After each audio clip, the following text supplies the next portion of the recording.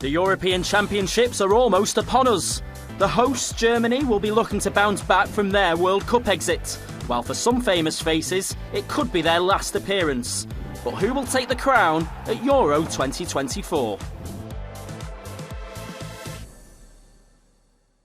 Hello there and welcome to Football Now from Doha. Europe's biggest international tournament is back this summer. In exactly 3 months' time, the European Championships will kick off in Germany. The draw has been done, the stadiums are ready, so let's take a look at what we have to look forward to. 10 impressive stadiums all across the country will host matches this summer.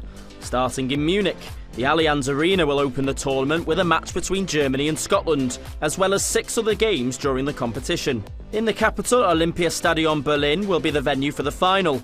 It's the biggest stadium in the country with a capacity of 71,000 seats and has hosted games of this magnitude before, such as the 2006 World Cup final and the 2015 Champions League final. In between Berlin and Munich, there is the 45,000-seater Red Bull Arena, home to Bundesliga side RB Leipzig. Further south, MHP Arena is home to 5-time German league winners VfB Stuttgart. The train connections in the country will make the cluster of stadiums in the west a popular choice of destination for fans. Cologne, Dortmund, Gelsenkirchen and Dusseldorf are all cities within a couple of hours of each other, and Frankfurt isn't far away either. And finally, the stadium furthest north is Hamburg's Volksparkstadion. It first opened back in 1953, making it one of the oldest stadiums in Germany. I think first of all, Germany is a very accessible place.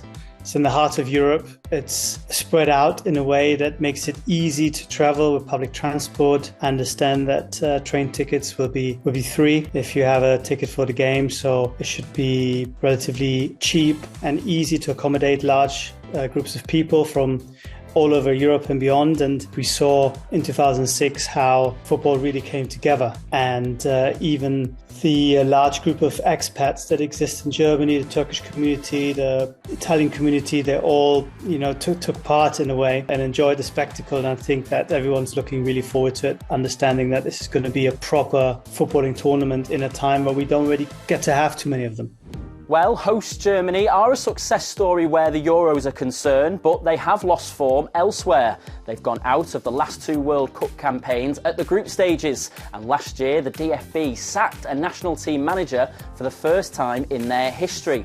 Leading them at this tournament will be 36-year-old Julian Nagelsmann, so is he the man to take Die Mannschaft back to glory?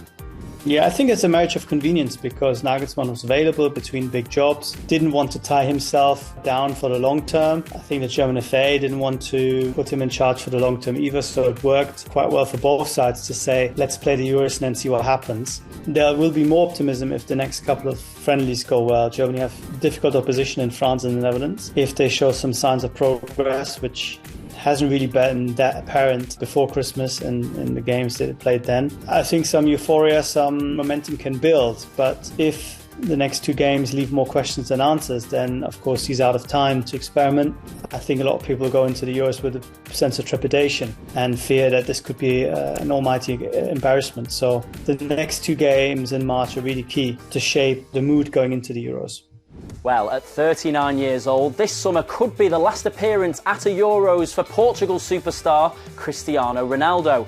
He captained his country to glory back in 2016 and is still the only player ever to score at 5 FIFA World Cups. So, is his time with the national team really coming to an end? To be honest, I actually think this transition from Ronaldo being the main man and then sort of transitioning away out of the team would be a lot easier if there was somebody else that you're looking at and thinking, this is the guy that's going to take the mantle. And to be honest, I think for Cristiano, I think he'd feel a lot more comfortable. I mean, the truth is, this season, across Europe's top 5 leagues, no Portuguese player has scored 10 league goals this season. It's almost like whenever the other players get an opportunity to put together a real good run of form, or whether they're playing for the national team in place of Ronaldo, that it's almost like flatter to deceive a little bit. So I think he's in a position at the minute where if Cristiano Ronaldo continues to score goals, he will continue to be picked. I think it's as simple as that. So we're nearing the end of a spectacular career for Ronaldo, but is there anyone at this tournament who can match him for skill and talent and replace him on the international stage? Here are some of the best young players to look out for this summer.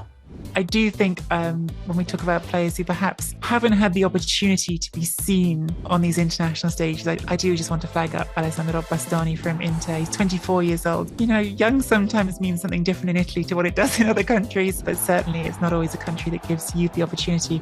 But Bastoni has been starting for Inter, obviously, for a while now, and has been playing at the standard of a player who goes to Champions League finals for a while now. I think really is, in this coming generation for Italy, one of those players who you feel very confident is going to be at the heart of the national team for a very long time. A really exciting summer to look forward to then, as Germany prepares to host their first international tournament since 2006. That's all we have time for this week. Do let us know who you think will lift the trophy using the hashtag FootballNowEuro 2024, and we'll see you next time. Bye for now.